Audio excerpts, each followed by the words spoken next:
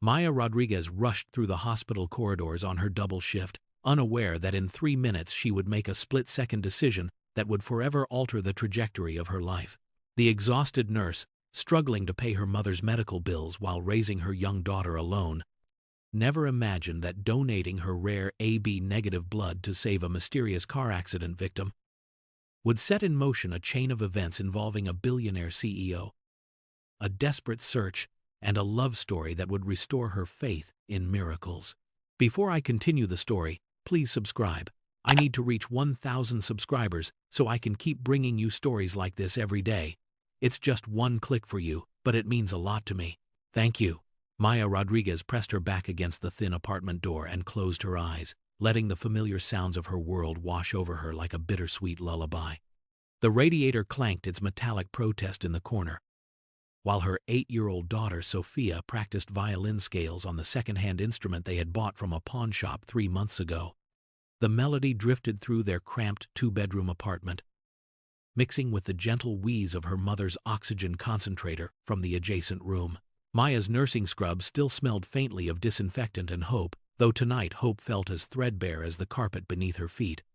She kicked off her white sneakers, noting the worn sole that she had been meaning to replace for 6 months, and padded quietly to Sophia's room where textbooks lay scattered across a desk that doubled as a dining table when company visited. The medical bills from her mother's ongoing treatment for chronic obstructive pulmonary disease formed neat stacks on the kitchen counter, each envelope a small monument to her mounting desperation. Maya had memorized every number, every due date, every threatening notice that arrived with clockwork precision. Her salary as a registered nurse at St. Catherine's Hospital covered their basic needs, but barely, and the specialized treatments her mother required existed in a financial stratosphere far beyond her reach. Sophia looked up from her violin with eyes that held too much understanding for someone so young. The same dark eyes that Maya saw in the mirror each morning before her 12-hour shifts. Her daughter had learned to read the worry lines around her mother's mouth like a barometer predicting emotional storms. Maya forced a smile and smoothed Sophia's dark hair, whispering words of encouragement about the upcoming school recital they both knew might be interrupted by another emergency at the hospital. In the next room, her mother Elena stirred restlessly, calling out softly in Spanish about dreams where she could breathe freely again. Maya tucked Sophia into bed with promises of better days ahead, words that felt hollow in her mouth but necessary for her daughter's peace of mind. She then settled at their small kitchen table with a cup of instant coffee and began the nightly ritual of juggling bills, calculating which could wait another week and which demanded immediate attention. The mathematics of survival had become her unwelcome expertise, a skill learned through necessity rather than choice. Her nursing degree hung on the wall nearby, a reminder of the dreams she still carried despite the weight of circumstance pressing down upon her shoulders like lead. The shrill piercing of the emergency alert system cut through the relative quiet of St. Catherine's Hospital at 2:47 in the morning, jolting Maya from her brief respite in the break room where she had been catching up on patient charts while nursing her third cup of lukewarm coffee. The overhead speakers crackled to life with the urgent voice of Dr. Patricia Martinez, the chief of emergency medicine, announcing a multi-vehicle accident en route with critical injuries and demanding all available staff to prepare for immediate trauma response. Maya's exhaustion evaporated instantly as she rushed toward the emergency department, her worn sneakers squeaking against the polished linoleum floors that reflected the harsh fluorescent lighting overhead. The familiar surge of adrenaline that had carried her through countless emergencies flooded her system as she joined the organized chaos of medical professionals preparing for the worst. Within minutes, the ambulance doors burst open, and paramedics wheeled in a man whose expensive suit was torn and bloodied, his face pale as moonlight, and his breathing shallow and labored.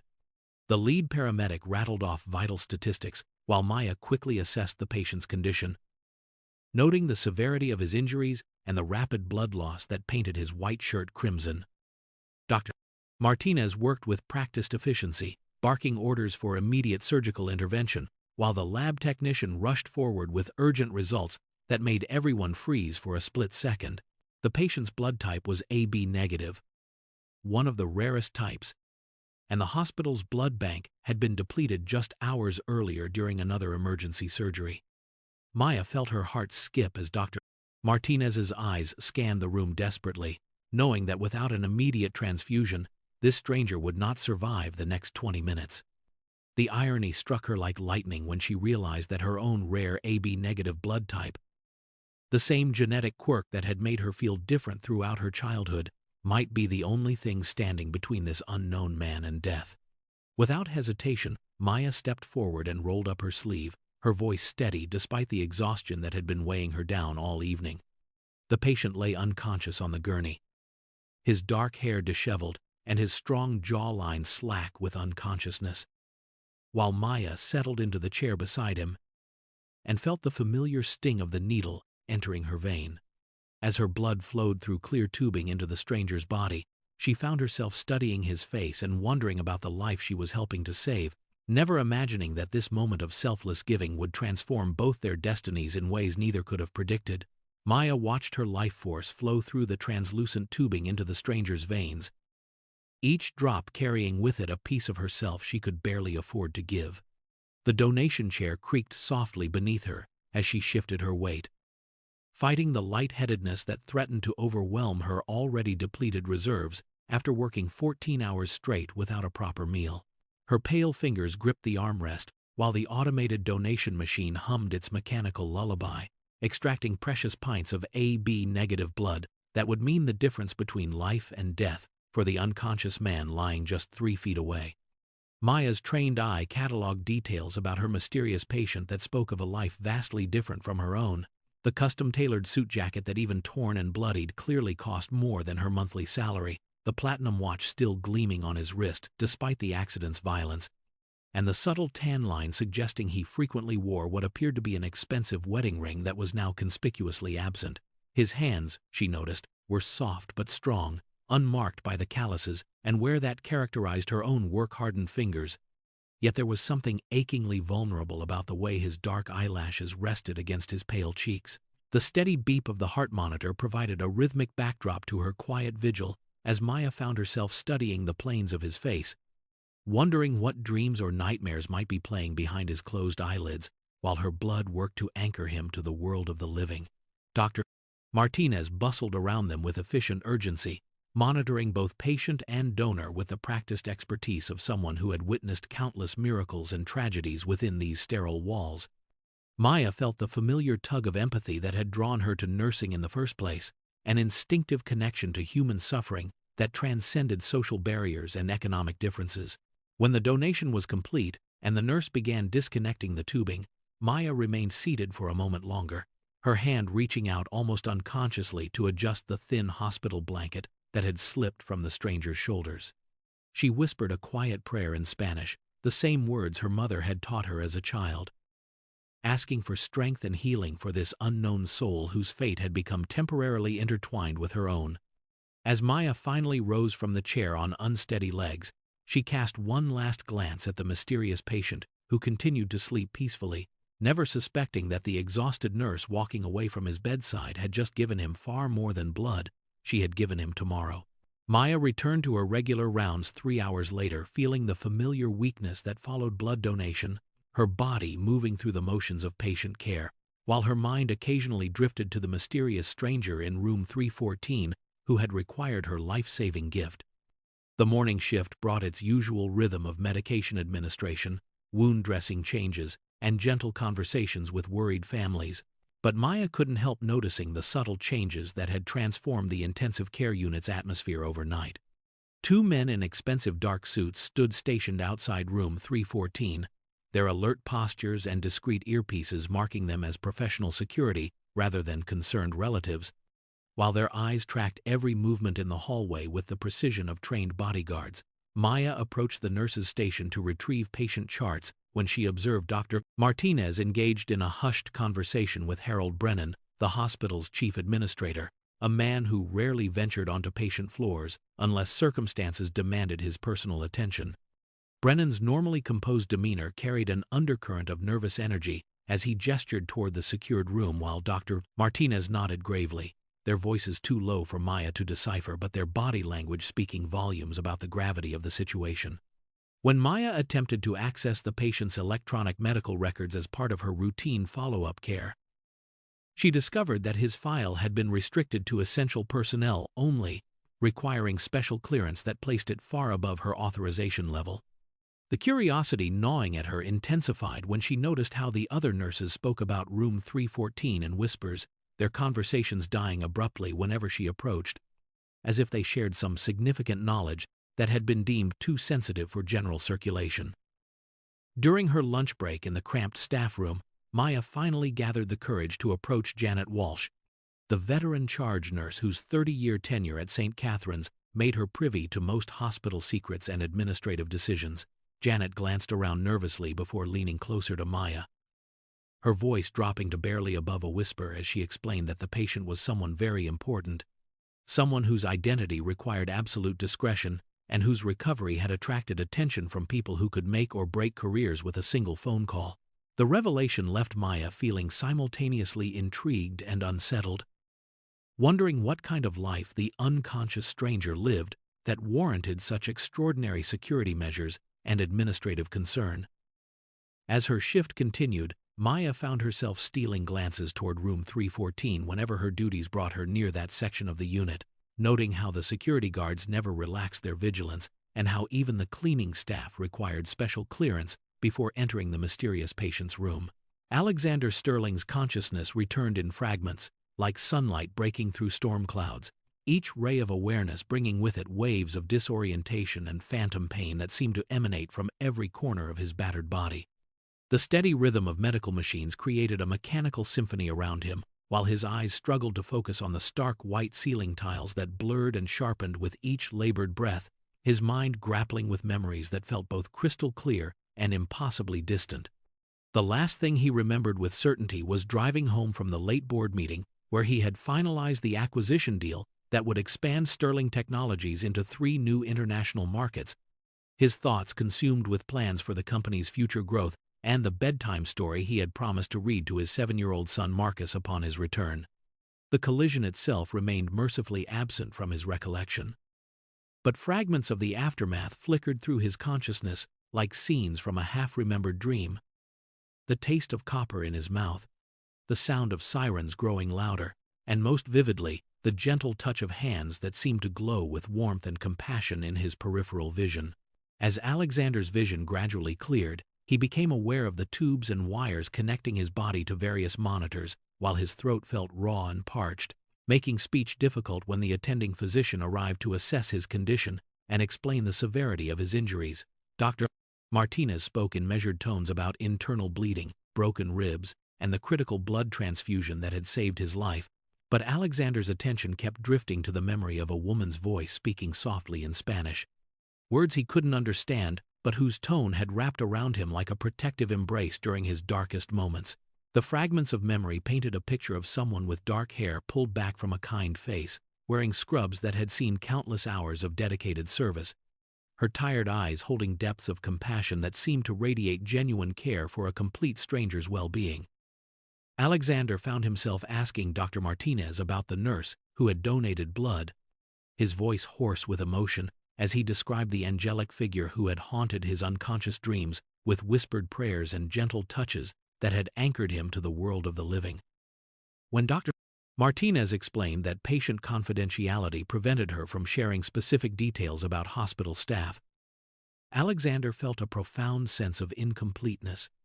as if a crucial piece of his soul had been touched by this mysterious guardian angel who had disappeared back into the shadows of everyday heroism that defined the hospital's daily operations. The phone call came during Maya's brief 15-minute break on Thursday evening, her mother's weak voice crackling through the cheap smartphone speaker, with news that made Maya's blood run cold, despite the hospital's perpetually overheated corridors. Elena Rodriguez's breathing had become increasingly labored throughout the day, and the home health aide had insisted they call the pulmonologist immediately when her oxygen saturation levels dropped below acceptable parameters for the 3rd time in a week.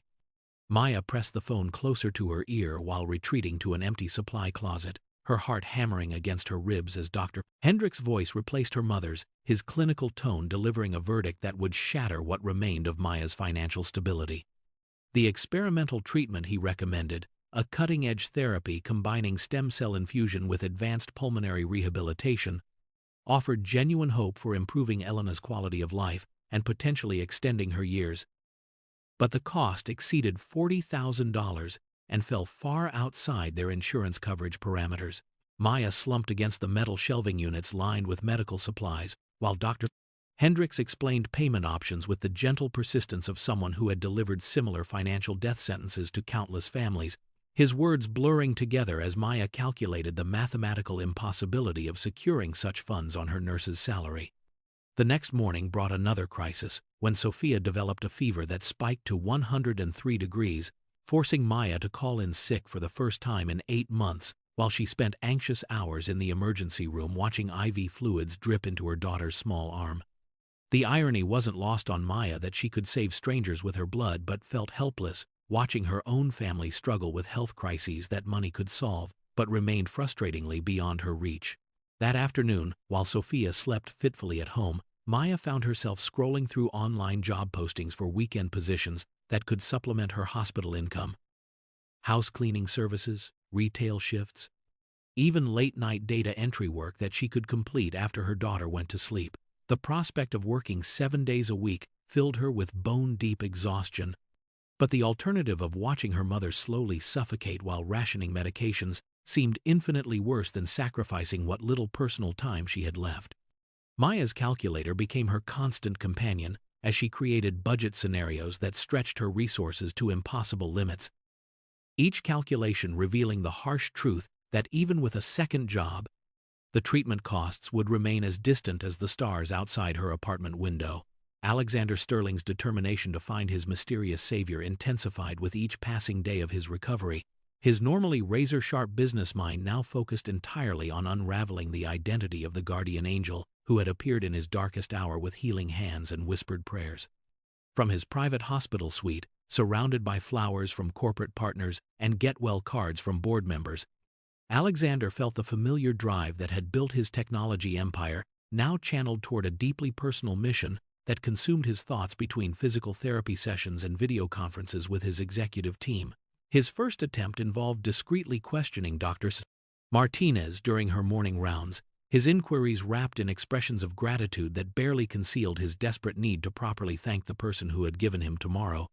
But the physician's commitment to patient confidentiality remained as impenetrable as a vault, even when faced with one of the hospital's most generous benefactors. Alexander's head of security, Marcus Thompson, arrived within hours of receiving his employer's unusual request for investigation services,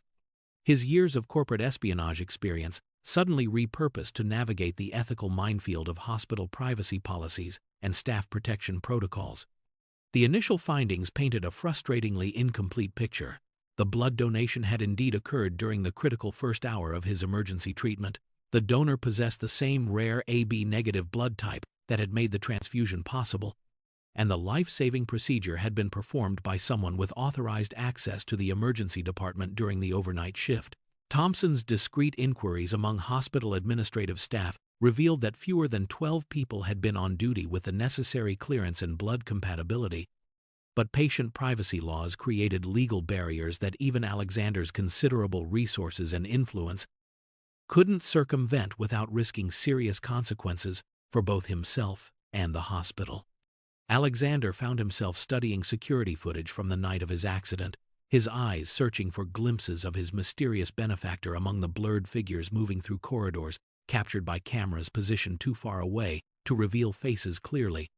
each shadowy form potentially representing the person whose generosity had restored his ability to hold his son again. The investigation became an obsession that filled the quiet hours between Marcus's visits and business calls,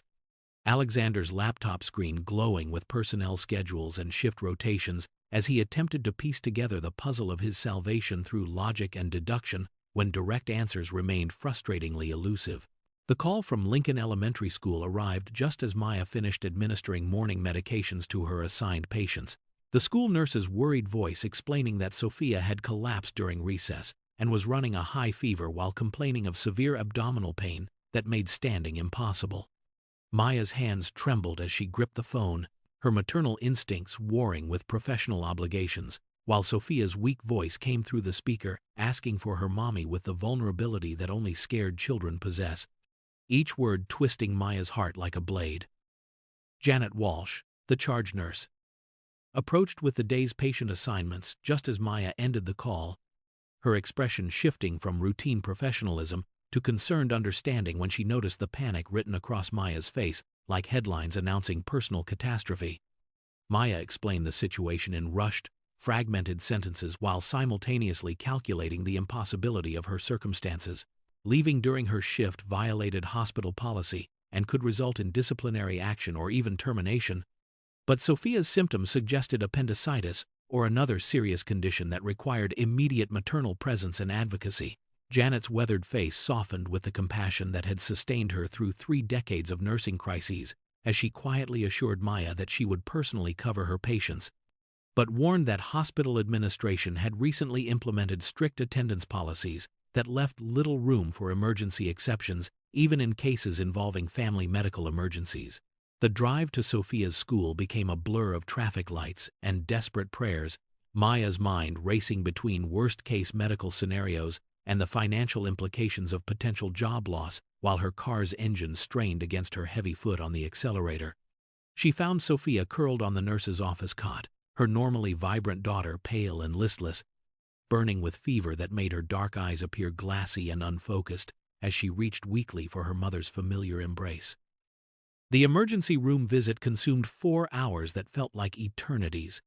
each moment stretching endlessly as Maya held Sophia's small hand during blood draws and imaging studies, while simultaneously fielding increasingly tense text messages from the hospital supervisor, demanding explanations for her unauthorized absence. Sophia's diagnosis of severe gastroenteritis brought relief that it wasn't appendicitis, but Maya's phone buzzed with an ominous message requesting her immediate presence in the Human Resources office upon her return, the formal language suggesting consequences that could derail her already precarious financial stability and leave her family without the health insurance that Sophia's continued treatment would require in the coming days. Marcus Thompson's breakthrough came through careful analysis of hospital personnel records, cross-referenced with emergency department staffing schedules, his investigation finally yielding the name Maya Rodriguez, along with employment details that painted a picture of quiet dedication spanning 5 years of exemplary service at St. Catherine's Hospital. Alexander received the confidential report while recovering in his penthouse office, the morning sunlight streaming through floor-to-ceiling windows, as he absorbed information that transformed his mysterious savior from angelic memory into flesh-and-blood reality, with struggles that made his own problems seem insignificant by comparison. The dossier revealed a single mother supporting an ailing parent while raising an 8-year-old daughter on a nurse's salary, her financial record showing a woman stretched to her absolute limits by medical bills that consumed nearly 60% of her monthly income, leaving barely enough for rent, utilities, and basic necessities that most people took for granted. Alexander's chest tightened as he read about Elena Rodriguez's chronic pulmonary condition and the experimental treatments that remained beyond Maya's reach,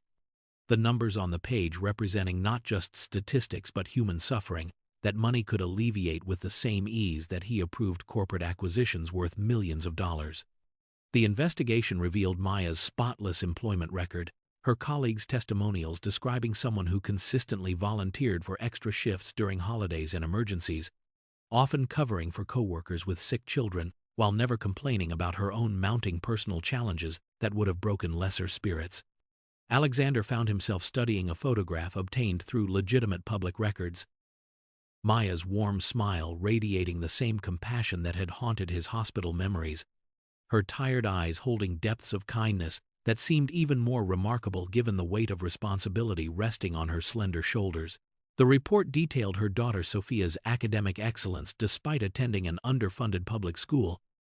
the child's violin lessons paid for through Maya's sacrifice of personal luxuries, creating a portrait of motherhood that elevated duty to the level of artistry. Alexander closed the file and stared out at the city skyline, his mind reeling from the profound realization that while he had been unconscious and vulnerable, this struggling nurse had literally given her life's blood to save a stranger, never knowing that her generosity flowed into the veins of someone who possessed the power to transform her circumstances with a single phone call. The weight of obligation settled over him like a mantle, not the cold duty of corporate responsibility, but the warm imperative of human gratitude that demanded action worthy of the gift he had received from someone who could afford to give so little, yet had given everything when it mattered most. The envelope arrived on a Tuesday morning, its heavy cream paper and embossed letterhead from the Sterling Foundation Education Initiative standing out among the usual collection of bills and medical statements that filled Maya's small mailbox like unwelcome guests. Maya's hands shook slightly as she read the formal notification that Sofia Rodriguez had been selected as the recipient of a full academic scholarship to St. Margaret's Academy, the prestigious private school whose manicured campus Maya had driven past countless times while dreaming impossible dreams for her daughter's future. The scholarship covered not only tuition and fees that exceeded Maya's annual salary, but also provided allowances for books, uniforms,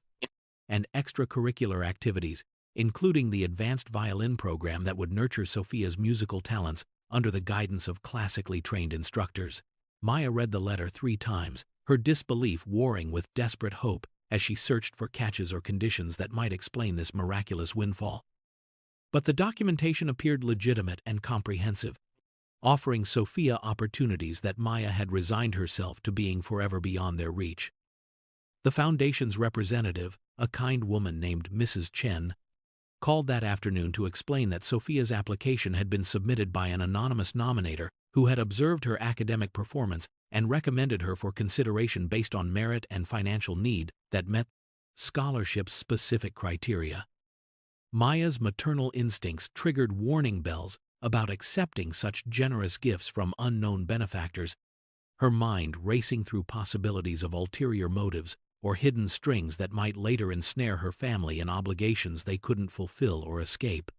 She spent hours researching the Sterling Foundation online, discovering an impressive portfolio of educational initiatives and charitable programs that had genuinely transformed lives across the city, their track record of legitimate philanthropy slowly easing her suspicions about potential scams or exploitation.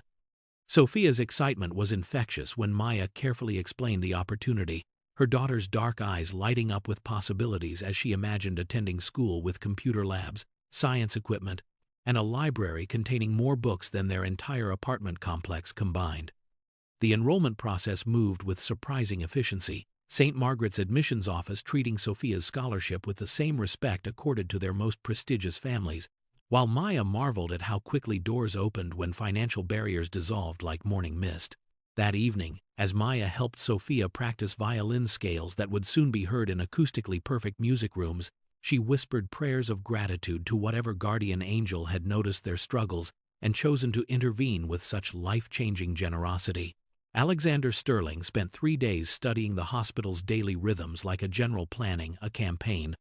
his security detail discreetly monitoring Maya's schedule until he identified the perfect intersection point where their paths could cross with apparent coincidence rather than obvious orchestration. The small coffee cart in the hospital's main lobby became his target,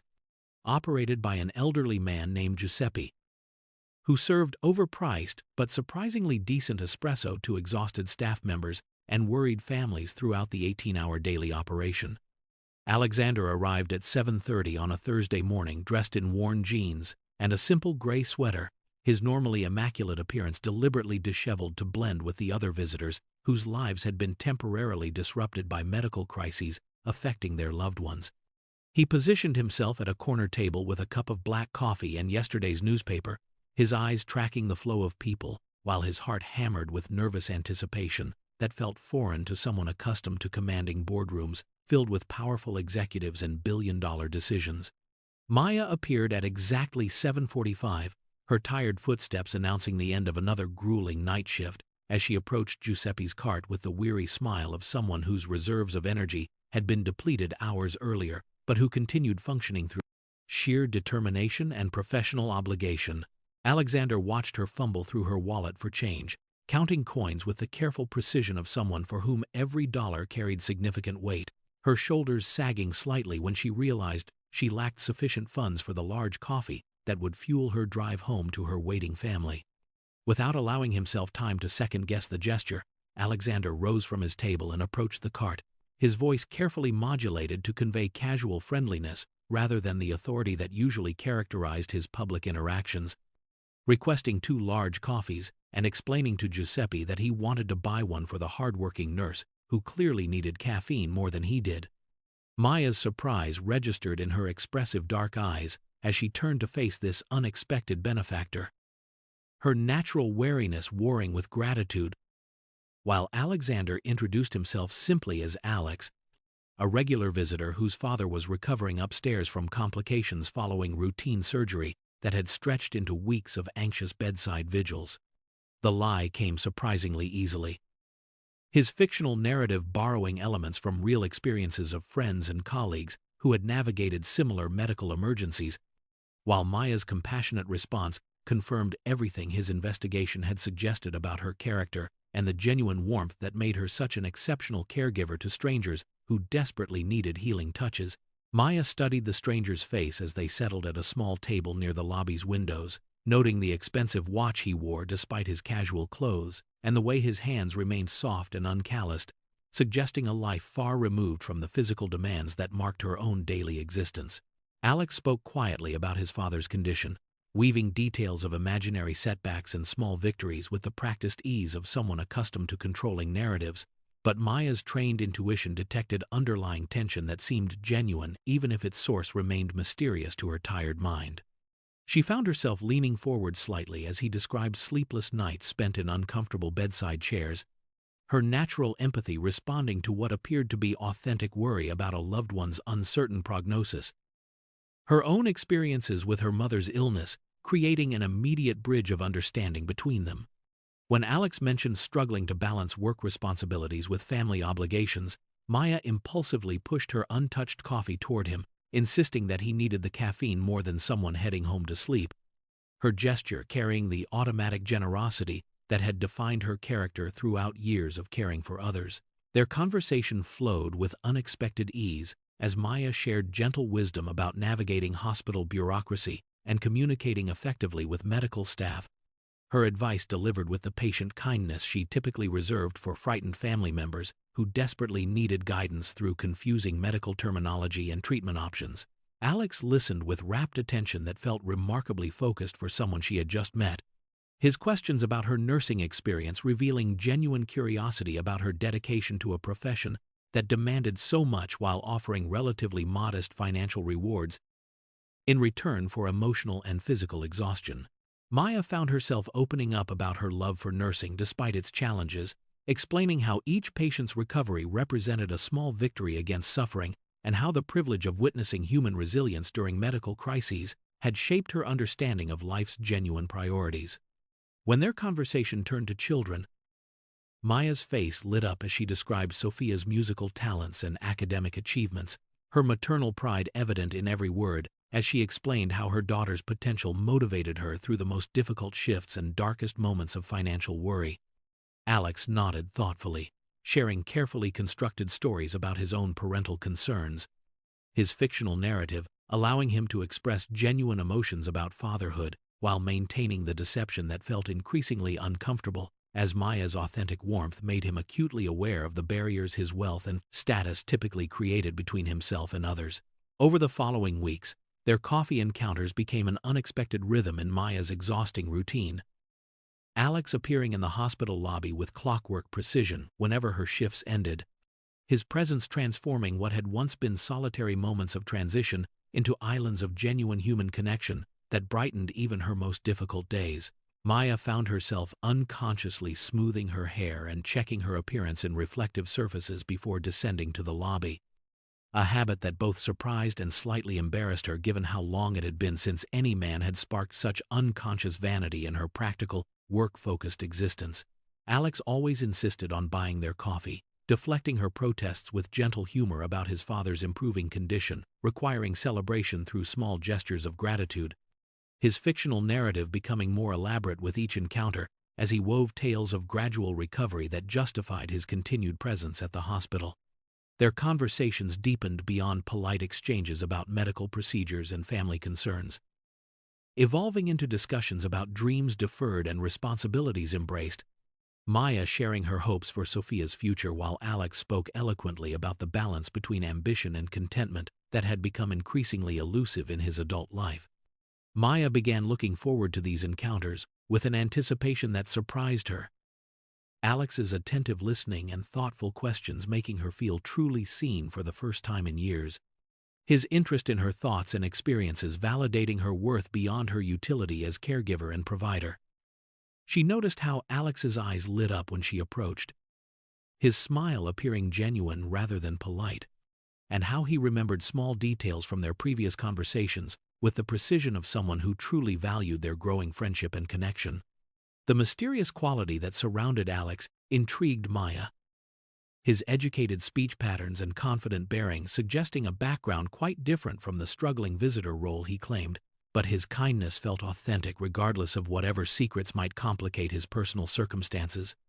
Maya found herself sharing stories about her mother's illness and Sophia's school achievements with someone who listened without offering empty platitudes or unwanted advice.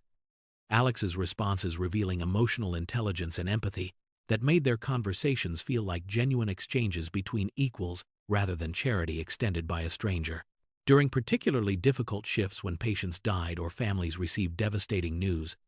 Maya discovered that anticipating her coffee conversation with Alex provided a small beacon of light that helped her navigate through professional heartbreak and emotional exhaustion that might otherwise have overwhelmed her reserves of strength and compassion. The eviction notice arrived on the same day that Elena Rodriguez was rushed to the emergency room with breathing complications that required immediate intervention, creating a perfect storm of crisis that threatened to shatter what remained of Maya's carefully constructed survival strategy.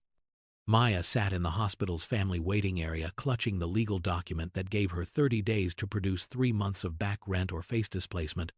her mind reeling from the impossibility of her circumstances while doctors worked to stabilize her mother's deteriorating condition behind closed doors. The experimental treatment that Dr. Hendricks had recommended now seemed like a cruel joke, its $40,000 price tag mocking her inability to even maintain basic housing for her family, while Sophia's scholarship to St. Margaret's Academy felt like a lifeline that might be severed if they lost their apartment and were forced to relocate outside the school district. Maya's hands trembled as she calculated scenarios that all led to the same devastating conclusion. Her nursing salary, even with overtime shifts that left her exhausted and barely present for Sophia, could not bridge the growing chasm between their needs and her resources, forcing her to consider abandoning the profession she loved for higher-paying work that might save her family. Alex found her there at 2 a.m, her head buried in her hands while tears fell silently onto the eviction papers scattered across her lap. Her professional composure finally cracking under pressure that had been building for months like water behind a failing dam. When he sat beside her and gently asked what was wrong, Maya's defenses crumbled completely,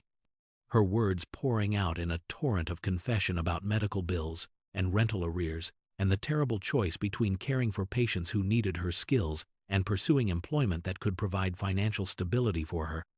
daughter and dying mother. Alex listened without interruption, his heart breaking as Maya described, considering positions as a pharmaceutical sales representative or corporate wellness coordinator, jobs that would pay significantly more but would remove her from the bedside care that gave meaning to her professional existence and identity. The conversation revealed the depth of Maya's desperation, as she explained how she had already sold her grandmother's jewelry and considered taking loans from predatory lenders who circled struggling families like vultures, each option carrying consequences that would trap her in cycles of debt that might extend for decades. Alex's carefully maintained persona nearly shattered as he witnessed authentic human suffering that his wealth could eliminate with a single wire transfer, the moral complexity of his deception weighing heavily against his growing desire to reveal his identity and solve her problems with resources that felt meaningless compared to her daily acts of heroism and sacrifice. The weight of deception became unbearable as Maya wiped tears from her cheeks with the back of her hand, her vulnerability laid bare in the fluorescent-lit waiting room, while Alex struggled with the knowledge that he possessed the power to end her suffering with a simple revelation of his true identity. He reached into his wallet and withdrew a business card, his fingers trembling slightly as he placed it on the table between them, the embossed Sterling Technologies logo gleaming under the harsh hospital lighting like a small beacon of truth, finally emerging from weeks of carefully constructed fiction. Maya's confusion was evident as she picked up the card and read the name Alexander Sterling printed beneath the corporate logo.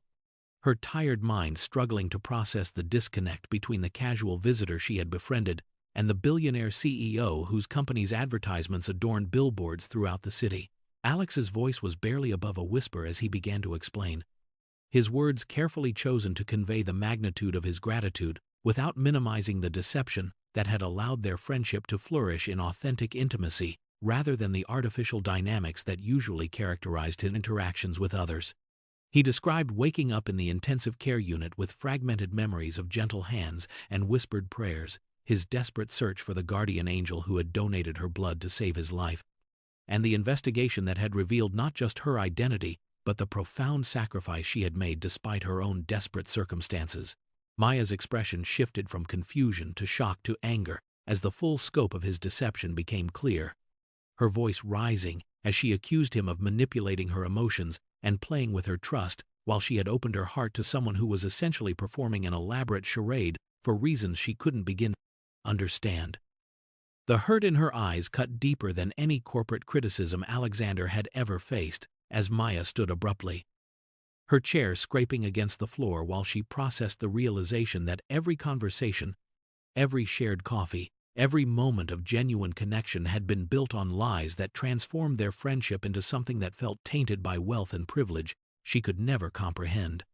Alexander's explanation tumbled out in desperate sentences as he tried to make her understand that his deception had sprung from a desire to know her as she truly was, without the barriers and expectations that his fortune inevitably created. His need to express gratitude complicated by the fear that revealing his identity would have changed everything between them from the very beginning. Maya's anger burned with the intensity of wounded pride as she stood in the hospital waiting room, her dark eyes flashing with emotions that ranged from betrayal to humiliation, while Alexander's business card lay on the table between them, like evidence of his elaborate deception.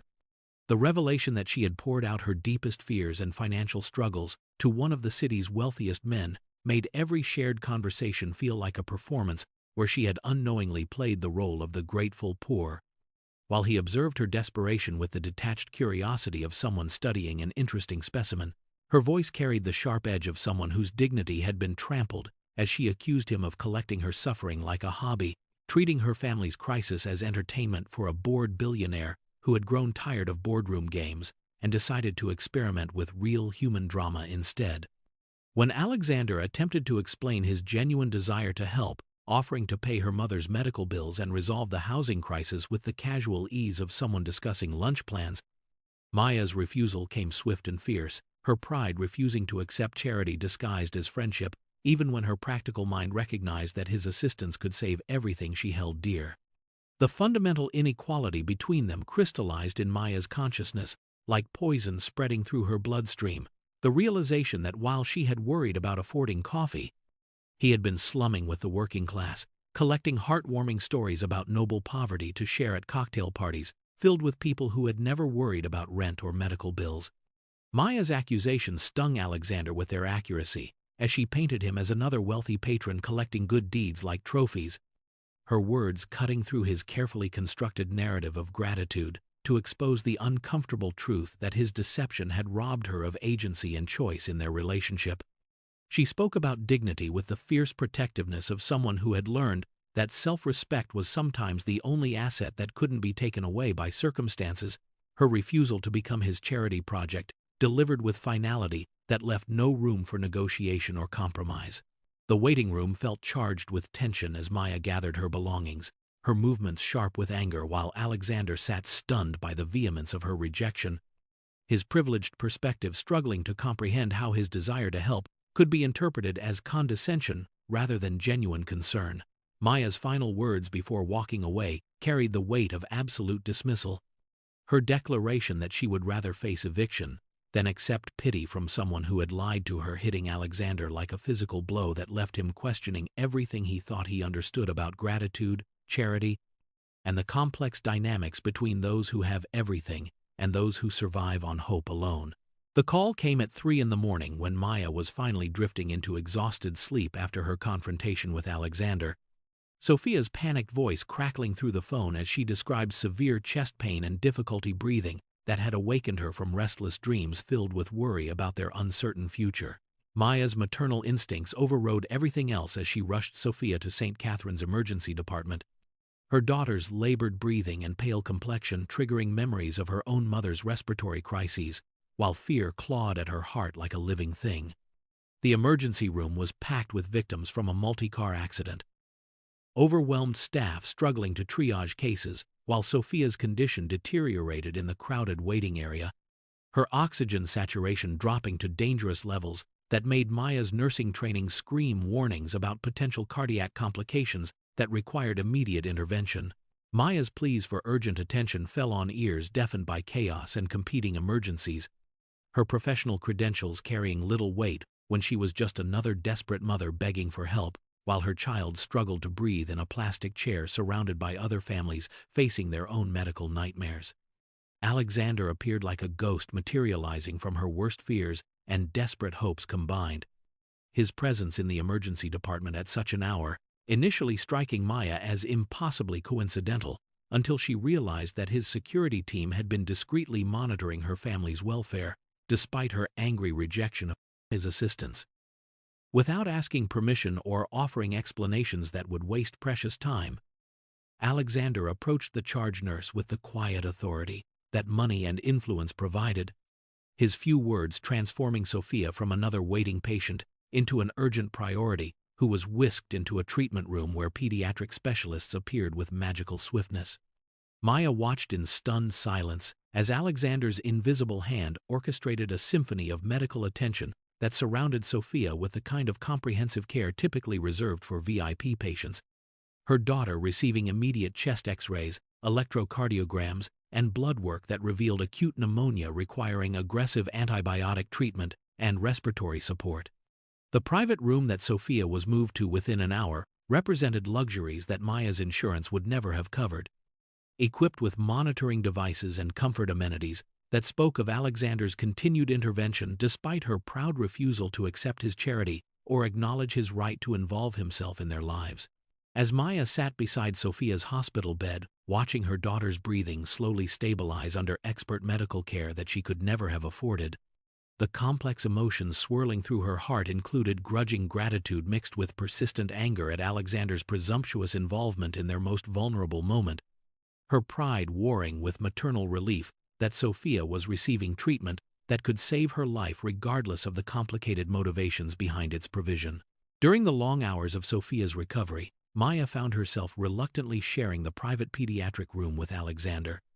whose quiet presence became a constant fixture as he maintained his vigil with the dedication of someone who understood the particular terror that single parents faced when their children's health hung in the balance. The initial awkwardness between them gradually softened as exhaustion and worry stripped away pretenses, their conversations naturally gravitating toward the universal struggles of raising children alone while carrying the weight of being both mother and father, provider and protector, disciplinarian and comforter, all wrapped into one perpetually inadequate human being. Alexander spoke quietly about his son Marcus, revealing glimpses of vulnerability as he described the challenges of explaining death to a 7-year-old boy who still asked when mommy was coming home from heaven, his voice breaking slightly when he admitted that success in business meant nothing compared to the moments when he felt completely lost, navigating bedtime fears and playground politics without a partner to share the burden. Maya found herself responding to his raw honesty with her own confessions about the loneliness that accompanied single motherhood, the weight of making every decision alone while second-guessing choices that could impact Sophia's future, and the exhausting performance of strength that she maintained even when she felt like collapsing under the pressure of being everything her daughter needed. Their shared understanding created an unexpected intimacy as they took turns sitting beside Sophia's bed, Alexander reading stories with the gentle patience of an experienced father, while Maya marveled at how naturally he interacted with her daughter, his wealth and status becoming irrelevant in the face of his genuine care for a sick child who had captured his heart through her mother's love. Sophia's gradual improvement became the backdrop for deeper conversations about loss and resilience, Alexander sharing memories of his late wife Catherine with the tentative trust of someone who rarely spoke about his grief,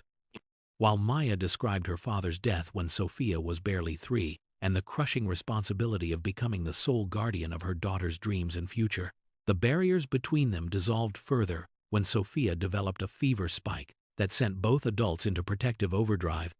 their coordinated response revealing how naturally they worked together when focused on a shared purpose that transcended their complicated history and uncertain relationship. Maya began to see past Alexander's wealth, to recognize the father who understood her fears, whose own experiences with loss and love had shaped him into someone capable of genuine empathy rather than the privileged observer she had initially believed him to be. While Alexander discovered in Maya's strength and compassion the kind of authentic connection that his money had never been able to purchase or guarantee, on the morning Sophia was finally discharged with clear lungs and a bright smile that had been absent for days, Alexander approached Maya with a proposal that went far beyond the financial assistance she had stubbornly refused, his carefully prepared presentation revealing months of planning that had begun the moment he learned about her sacrificial gift of blood that had saved his life. He explained his vision for the Sterling Foundation Healthcare Heroes Initiative, a comprehensive program designed to support medical professionals who demonstrated exceptional dedication to patient care while facing personal hardships that threatened their ability to continue serving their communities with compassion and expertise that define truly great healthcare. Maya listened with growing amazement as Alexander outlined a position that would combine her nursing expertise with program administration, overseeing grants and scholarships for healthcare workers, while developing support systems that addressed everything from emergency financial assistance to continuing education opportunities that could transform careers and lives. The salary he proposed exceeded anything Maya had dared imagine in her most optimistic dreams, but more importantly, the work would allow her to remain connected to the medical field while expanding her impact beyond individual patient care to systemic change that could help thousands of healthcare professionals facing circumstances similar to her own struggles. Alexander's voice carried genuine passion as he described how Maya's story had inspired the entire initiative, her willingness to give blood to a stranger despite her own depleted resources, embodying the selfless spirit that the foundation would celebrate and support through concrete action rather than empty recognition. The foundation's first grant recipients would include funding for Elena Rodriguez's experimental treatment, Sophia's continued education at St. Margaret's Academy, and housing assistance that would allow Maya's family to move into a safe neighborhood with excellent schools and access to the medical care her mother required. Maya's initial skepticism gave way to cautious hope as Alexander presented detailed budgets and organizational charts that demonstrated serious commitment to sustainable impact rather than superficial charity. His business acumen applied to creating lasting change for people whose daily heroism typically went unnoticed and unrewarded by a society that undervalued essential workers. The foundation offices would be housed in a renovated wing of St. Catherine's Hospital, allowing Maya to maintain connections with her nursing colleagues while building programs that could serve as a model for healthcare worker support initiatives in cities across the country. As Alexander concluded his presentation, Maya realized that he was offering not just financial security, but professional fulfillment that would honor her years of service, while creating opportunities to advocate for the healthcare workers whose dedication kept communities healthy and whole, transforming her personal struggle into a platform for systemic change that could benefit countless others facing similar challenges. 6 months later, Maya Rodriguez Sterling stood in the sunlit conference room of the Healthcare Heroes Initiative, watching through floor-to-ceiling windows as Alexander coached Sophia and Marcus through their first tennis lesson on the private courts behind their new home, her heart swelling with gratitude for the miraculous transformation that had begun with a simple act of giving blood to a dying stranger. The foundation had already awarded grants to over 200 healthcare workers across the state, each recipient representing a story of dedication and sacrifice that reminded Maya daily of the profound impact that recognition and support could have on lives that society often took for granted despite their essential contributions to human well-being. Elena Rodriguez breathed easier now thanks to the experimental treatment that had restored much of her lung function, her oxygen concentrator replaced by gentle physical therapy sessions, and optimistic medical reports that spoke of years rather than months. Her grandmother's wisdom, colleagues who understood that their love story had grown from shared values rather than convenient circumstances, Dr. Martinez serving as Maya's maid of honor while Marcus Thompson stood proudly beside his employer-turned-friend. Maya maintained her nursing license and worked 2 shifts per week at St. Catherine's. her bedside manner enriched by her understanding of how individual acts of compassion could ripple outward to create waves of positive change that touched lives in ways that might never be fully measured or understood. The Sterling Foundation Healthcare Heroes Initiative had become a model program studied by philanthropists and policymakers nationwide. Its success measured not just in dollars distributed but in careers saved, families preserved, and the renewed sense of dignity that came when society properly valued those who dedicated their lives to healing others. As Maya reviewed grant applications from nurses, paramedics, and healthcare support staff, whose circumstances mirrored her own former struggles, she marveled at how her moment of selfless giving had multiplied exponentially, creating a legacy of hope that would continue growing long after her own story had become just another inspiring example of how kindness shared between strangers could transform not just individual lives, but entire communities. The irony wasn't lost on her that by saving Alexander's life with her blood, she had ultimately saved her own family while creating opportunities to rescue countless others from the quiet desperation that had once threatened to consume her dreams, proving that generosity given freely always returned multiplied in ways that defied mathematical logic, but confirmed the essential truth that love shared abundantly enriches everyone it touches with possibilities that seemed impossible until they became beautifully, miraculously real.